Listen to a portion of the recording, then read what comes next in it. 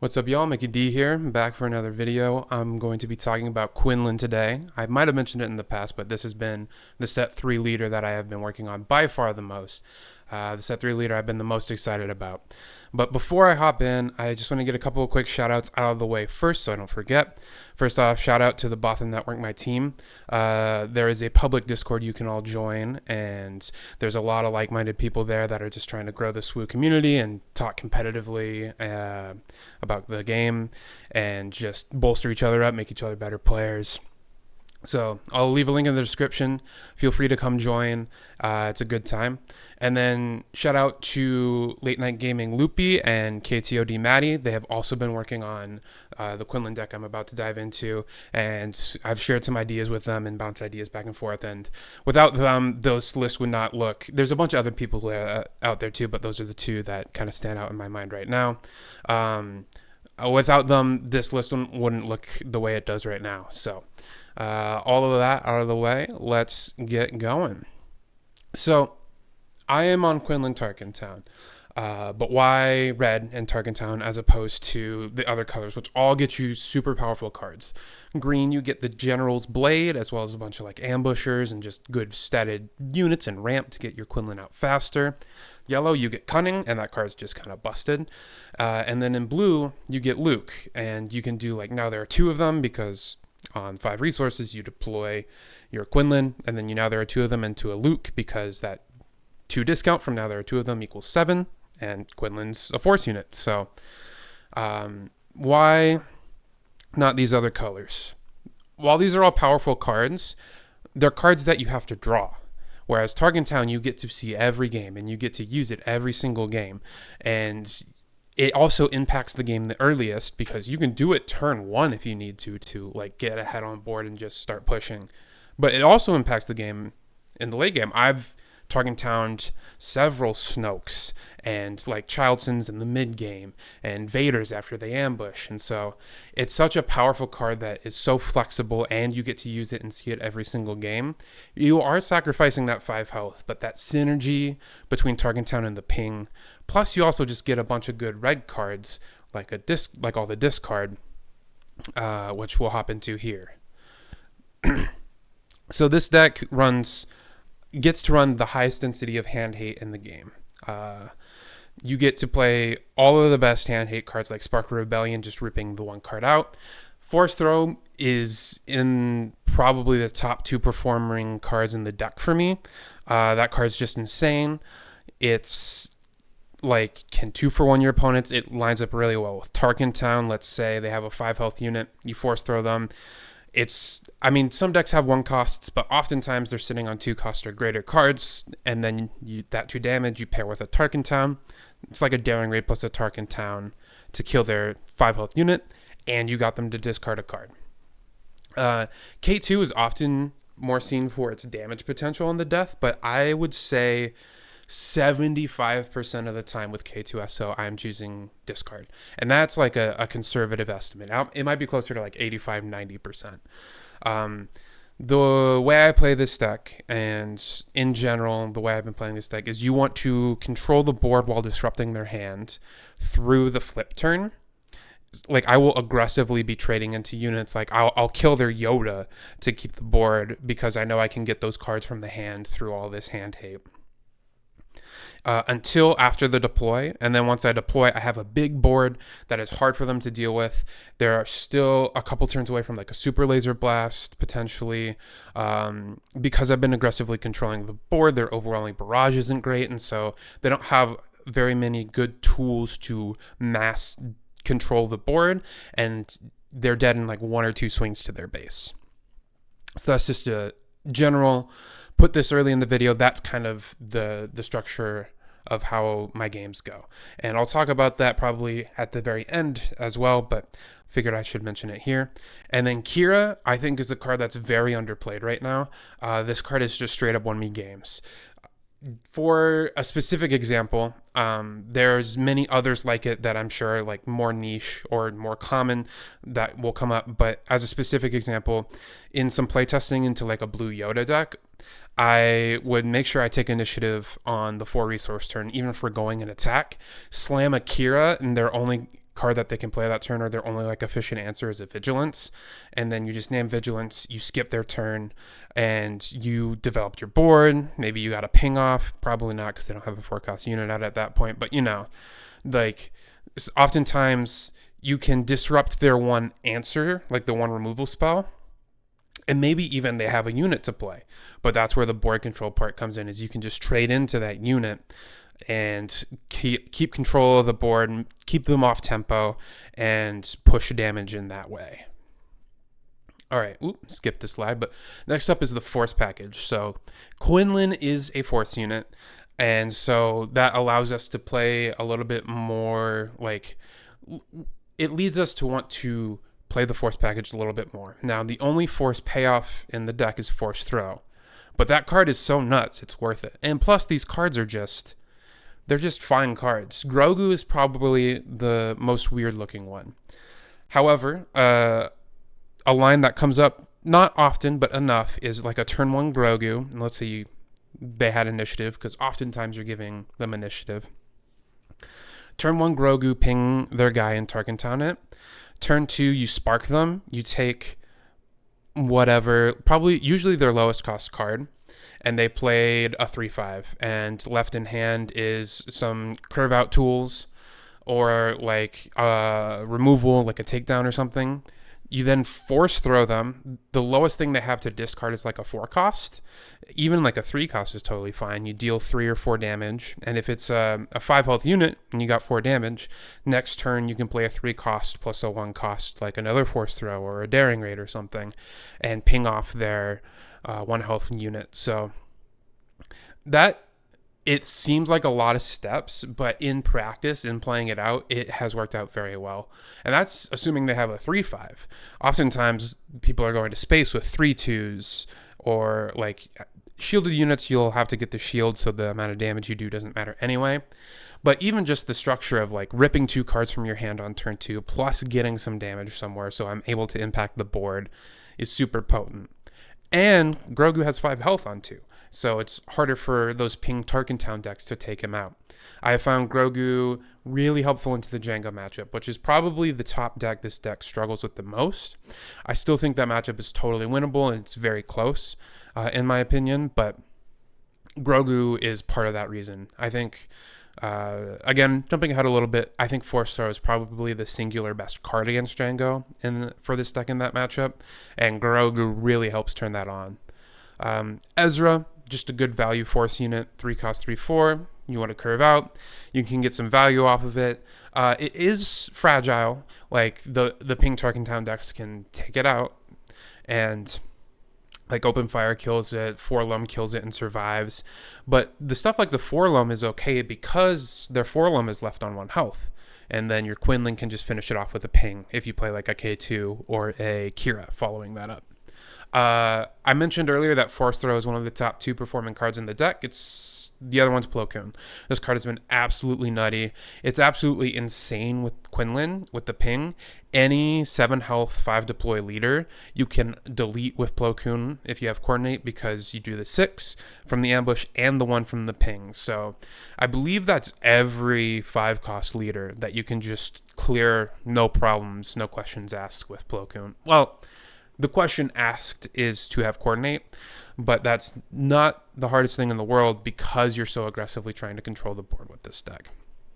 And then Quinlan himself is a force unit, and again, that's why we're leaning into the force package. If your leader, it's the same reason why with like Sabine, Rebels become even better, that Rebel synergy. It's because your leader's a Rebel, so those fleet lieutenants and wing leaders will always have some target. In this deck, your Force Throw will always at least have a force unit available on turn 4 to activate. All right, now we're at the good stuff. This is just the stuff that is good in these colors. Only 1 new card on this list. None of it's like super exciting. Some of my favorite cards are here. Like, I love the Millennium Falcon. I love K2, Surprise Strike. Some of these are some of my favorite cards to play with. That's why I'm in these colors, and that's why I'm playing this deck. But nothing too exciting. The main one I want to talk about is R2. This is a card that's been on the fence for me. Some games I hate it, some games I love it. It can be really awkward. It's not a good turn one play. I mean, it's a fine turn one play. It's a 2-cost 2/4, but oftentimes the way you mulligan is to sculpt an opening hand to do a specific thing. And R2, you can give up one of those cards to try and like smooth out your curve even more, but you're running a risk that maybe you find like 2 Millennium Falcons and a Surprise Strike, and you really wanted like a good 3-cost unit that lets you curve into 4, because the Falcon, you have to pay the 1 on the regroup phase. And so it's a card that's on the fence for me right now. It is very good in the mid to late game. Like, there's been games where I'm like, all right, I'm going to play a 2-cost on deploy, then I'm going to play R2D2, discard a card. I'm going to find a force throw. I have 1 resource left, so I'm going to deploy, and then I'm going to force throw you that I found off my R2. There's also times it can like dig for surprise strike for lethal, and so it has a lot of good use cases. But the awkwardness in the early game plus the like strength of other available 2 costs has me questioning its spot. So thought I'd put that out there. Let's go on to the meta busters. So Grogu's here again. These are cards that are here specifically because of the meta right now, and specifically because of Django. Because I think this deck does fine into the other top decks, like Sabine you do very well into, Han 1 yellow I think you do very well into. Bosk is close. I need to test that matchup more, but like if you can keep them off their Deathmark card draw and you just discard their hands, that matchup feels very good. But Django is kind of the one meta deck that you can struggle a little bit into. And so Daring Raid's very good against their spaceships. It kills Kylo's TIE. It kills the P-38. With a ping from Quinlan, you can line it up where you kill a 7th Fleet Defender. It kills their Greedos. It kills like their early ground units, like Crafty Smuggler after a ping. Plus it has other utility, like a ping plus a Daring Raid can often take out a 2-cost. It helps clean things up with the pings. You can effectively throw around 3 damage in a turn sometimes with Daring Raid. So it has a lot of other utility. Plus, it's just, sometimes it's base damage, and sometimes you just need that. So I really like the card right now. It's very good into the meta right now, so I think it has a home.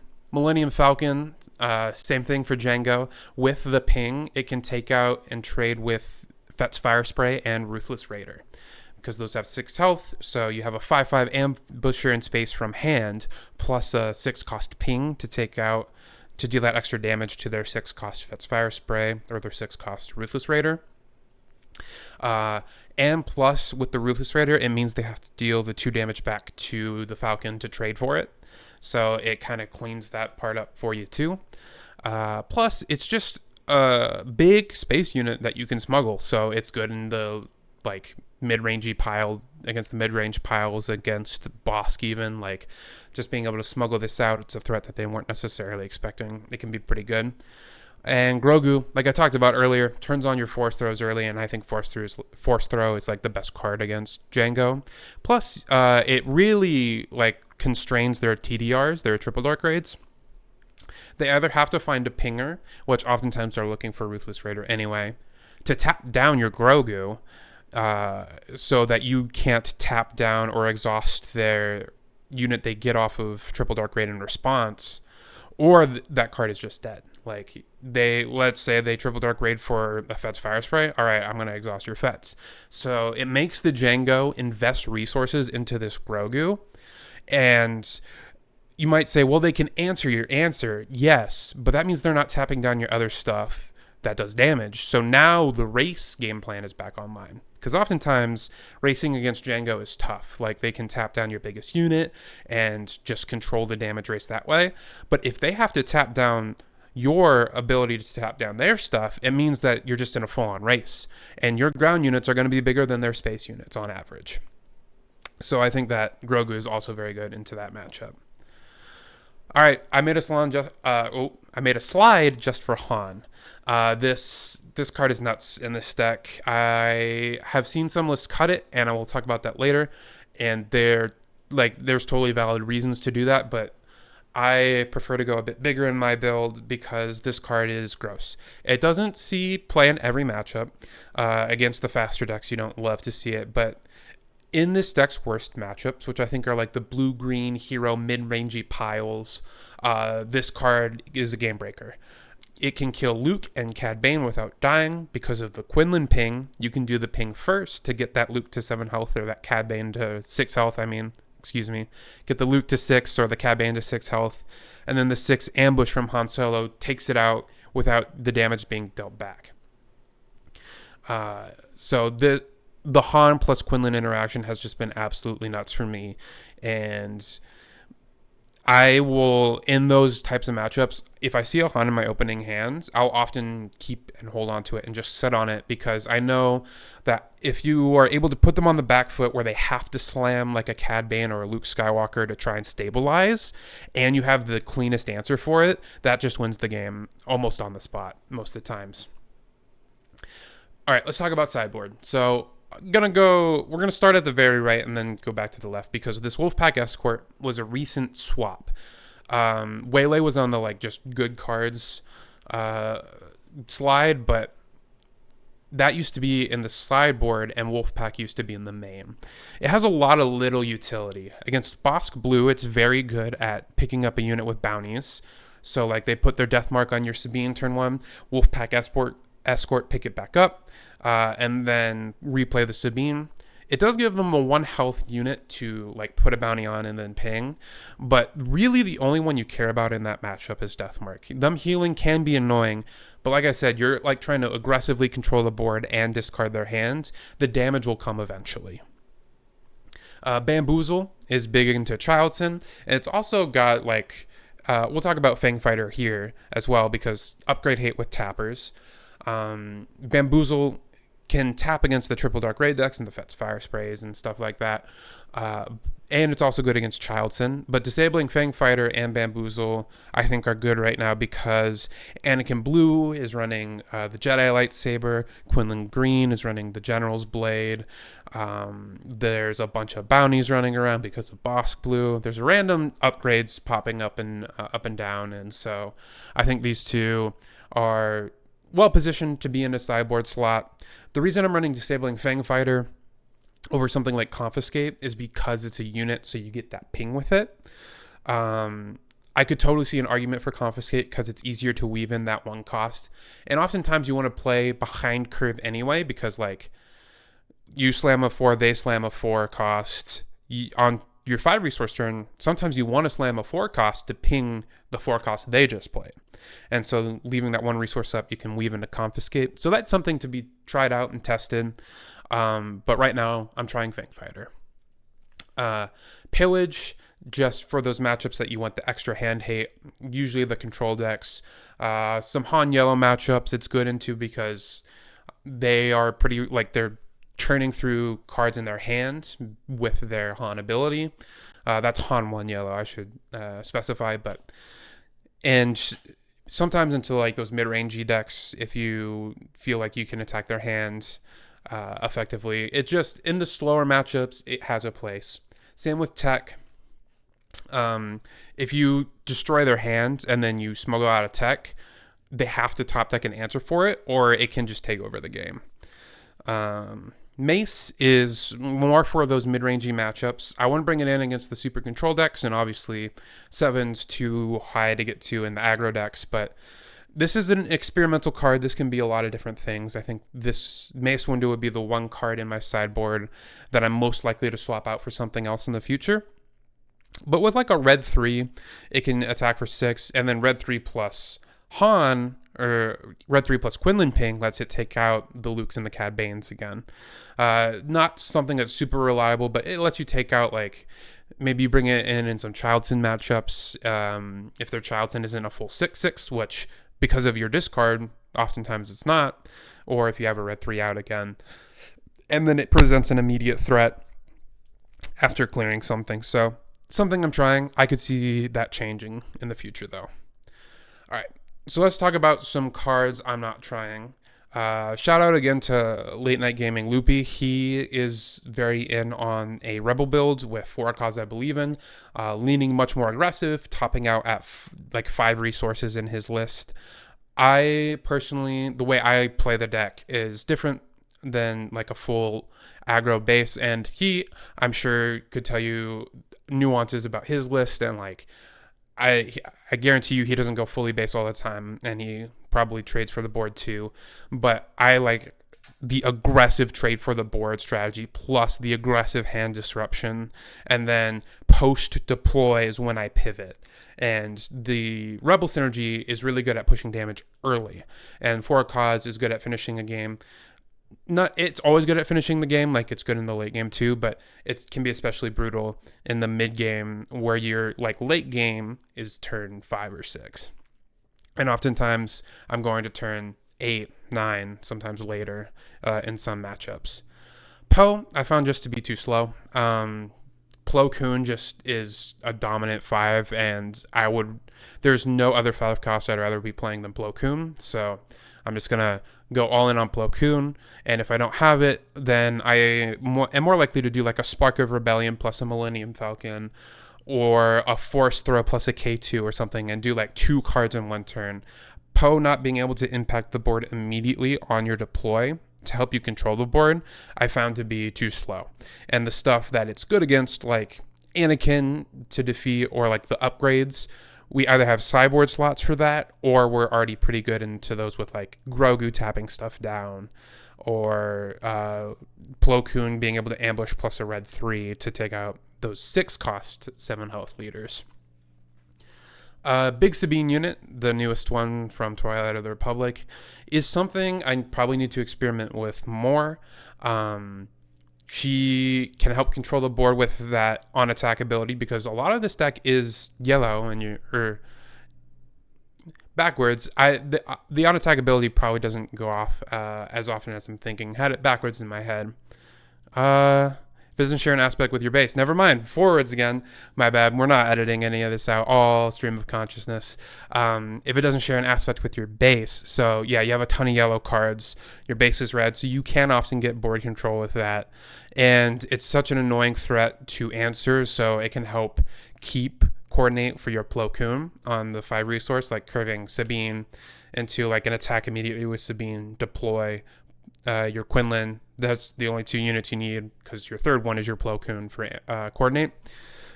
I think it's just a bit slow, like that line of protecting, quote unquote, your coordinate for Plo Koon. By the time you can like protect your Sabine by attacking and then get the 3rd unit out, they've already done the thing they need to do with their leader or their 7 health / 6 health unit.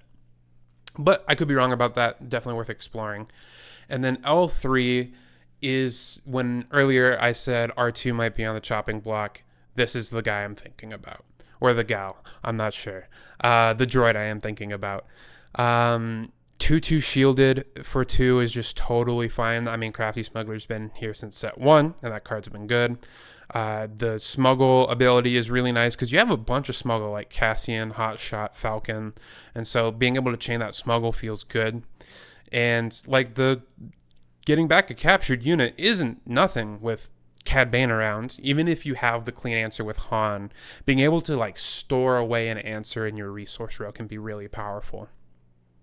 Plus, it's really good against the decks that want to ping, specifically Django, because they can ping off the shield, but it doesn't tap it down because the damage wasn't done to the unit. It's really good at holding pumps. It's really good at holding hotshot blasters. It's a swap I am going to try, I think, in the near future, just to see how it plays out. And I'll let you know how it goes. So keep an eye out for that one. And here's the full list. So that is the list in all its glory. There's the numbers. While we sit here, and I'll let you look at the list. Oh, my face is covering some of it. So let's come down here. There you go. Let's talk a little bit of strategy with the deck. I went into it a little bit before, but my main game plan is usually aggressively controlling the board and disrupting their hand until after the deploy turn. And then from 6 resources on, not just going for the base, you take the value trades when you can, But from that point on, it's much more about trying to push damage to close out the game.